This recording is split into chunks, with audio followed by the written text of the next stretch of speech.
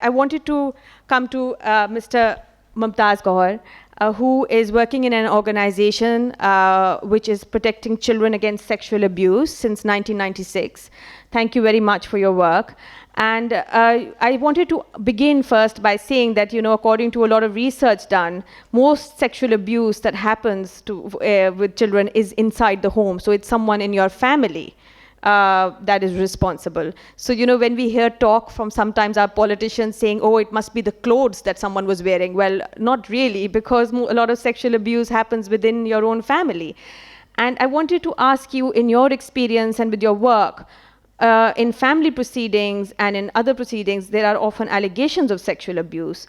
And I think sometimes these allegations are dealt with very brusquely by judges, not by present company excluded, but insensitively, very brusquely, and it almost gets no attention in time. What do you think, is that right, first of all, and what do you think can be done to make this better? Assalamu alaikum and a very good evening. First of all, I am thankful to the moderator of this very prestigious Asima Jahangir conference, and also thanks for selecting this much needed and much ignored topic to be discussed here. میری life کی ایک بڑی خواہش تھی کہ میں madam Asma Jahangir سے ان کی لائف میں ملوں. انفارچونیٹلی میری یہ وش پوری نہیں ہو سکی. آج یہاں آ کے بہت زیادہ خوشی ہو رہی ہے، اور ساتھ یہاں تمام آڈینس سے بھی میرا یہ وعدہ ہے کہ انہوں نے سچ، حق اور معاشرے کے پسے ہوئے طبقات کے لیے جو ایک علم بلند کیا تھا، اس علم کو اسی طریقے سے ہمیشہ بلند رکھا جائے گا. As far as today's topic is concerned, as a civil society member,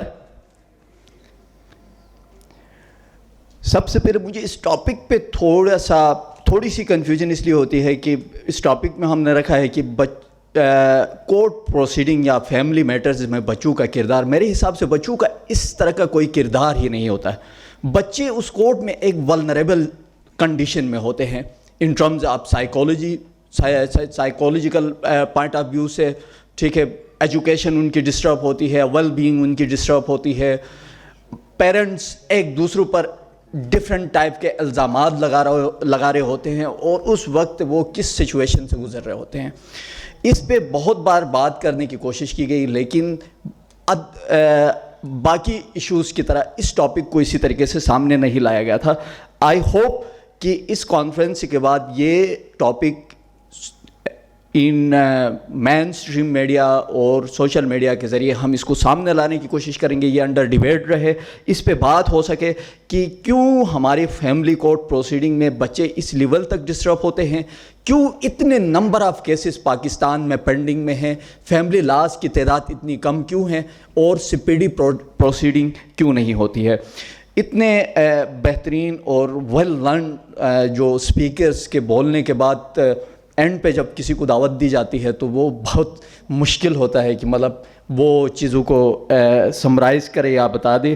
لیکن یہ ایک دو چیزیں، کیونکہ میں چائلڈ رائٹس مومنٹ پاکستان، جس میں مہناز اکبر عزیز کے ساتھ ہم نے پارلیمنٹ کے اندر باہر بہت زیادہ ہم نے اس پہ کام کیا ہے. میں ساحل کے ساتھ 7 سال رہا. قصور انسیڈنٹ، زینب الرٹ بل یا زینب واقعے میں ہم خود وہاں گئے اپنی پوری ٹیم کے ساتھ. تو ہم نے اس طرح کے بہت سارے کیسز کو آن گراؤنڈ دیکھا ہے. مسئلہ یہ ہے کہ ہم اس طرح کی گیدرنگ میں آتے ہیں تو ہم بڑی بڑی باتیں بے شک کرتے ہیں، لیکن آن پریکٹیکل گراؤنڈز بہت کچھ کرنے کی ضرورت ہے. ابھی میرے پاس اگر ٹائم بچے تو میں just state of child rights آپ کے ساتھ ڈسکس کروں کہ مطلب ہم کس طرح ایک ولنریبل سچویشن میں رہ رہے ہیں، کہ ہمارے بچے اس وقت ان ٹرمز آف چائلڈ رائٹس کی مطلب کس طرح کی سچویشن میں وہ گزر رہے ہیں. تو اس میں ایک میڈم نے جو بات کی تھی کہ پہلی بات تو یہ ہے کہ in terms of child sexual abuse, most of the cases, especially more than 80% abusers are acquaintances. They are known to the victim. ہمیں باہر زیادہ ڈھونڈنے کی ضرورت نہیں ہے، ہمیں سب سے پہلے اپنے قریبی لوگوں میں ہی دیکھنے کی ضرورت ہے کہ کیوں کیا ہوتا ہے. ساحل کی اس سال کی جو رپورٹ تھی اس حساب سے پاکستان میں 1896 بچوں کو جنسی تشدد کا نشانہ بنایا گیا، اور اس حساب سے اب بھی ہمارے یہاں reported cases 10 children are sexually abused per day. That is only reported cases. Maybe unreported cases are double of the figure. تو اس پہ بہت زیادہ اسی طریقے سے کام کرنے کی ضرورت ہے. اور پاکستان میں ایک اہم ایشو یہ ہے کہ جو چائلڈ لاز کی ابھی بات کی گئی، ایک تو ان کی پراپر امپلیمنٹیشن کے ہمیں بہت زیادہ چیلنجز آتے ہیں. 2 years کنزیکٹیو جب ہم لیجسلیشن اور اس طرح کے معاملات میں چائلڈ رائٹس کے حوالے سے رہے، تو اس میں امپلیمنٹیشن آپ چائلڈ رائٹس کے اندر اگر میں صرف 2 یا 3 لاز کی ہے اگر آپ کے ساتھ ڈسکس کروں، جن کے لیے مہناز اکبر عزیز صاحبہ کی بھی بڑی کوششیں ہیں، اگر اس میں Juvenile Justice Act 2018 that was passed in 2018 but still not properly implemented. Probation officers اس کے وہ نہیں ہیں.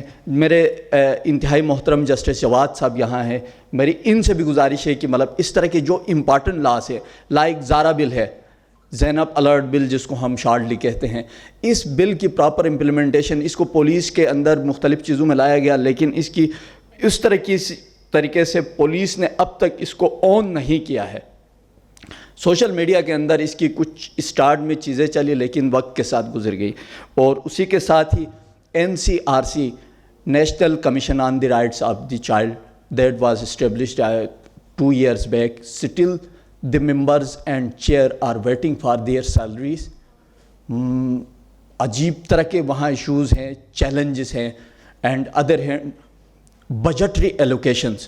ہمارا ایک چائلڈ رائٹس کا ایک بنیادی ڈیمانڈ شروع سے جو رہا ہے کہ لاس اسمبلی سے بھی پاس ہوتے ہیں، بہت سارے وہ ہوتے ہیں، لیکن پراپر بجٹری ایلوکیشنز نہ ہونے کی وجہ سے یہ کہیں نہ کہیں دفن ہوتے ہیں. 3 لاس کی میں نے زیادہ کی بات نہیں کی، 3 لاس کے آپ کو بات کی. ان 3 لاس کے اندر بھی پراپر بجٹری ایلوکیشنز نہ ہونے کی وجہ سے اس طرح کے انتہائی ایشوز ہمارے سامنے ہیں. ایک تو آج کا سیشن مجھے انتہائی خوشی ہوئی ہے، ایک تو آسمہ جہانگیر کے ساتھ کی یاد میں، اور ساتھ آج 20 نومبر پوری دنیا میں ہم بچوں کا عالمی دن منا رہے ہیں، اور اس عالمی دن کے حوالے سے آئی تھنک آج کا یہ ٹاپک اور آج کا یہ انتہائی اہم ہے. اور میرے جو کنسرن لیجسلیٹرز بھی ہیں، جوڈیشری سے بھی ہیں، تو ان طرح کے ایشوز ہیں، ان کو میرے حساب سے ہائی لیول پہ اور ان کو دیکھنا چاہیے.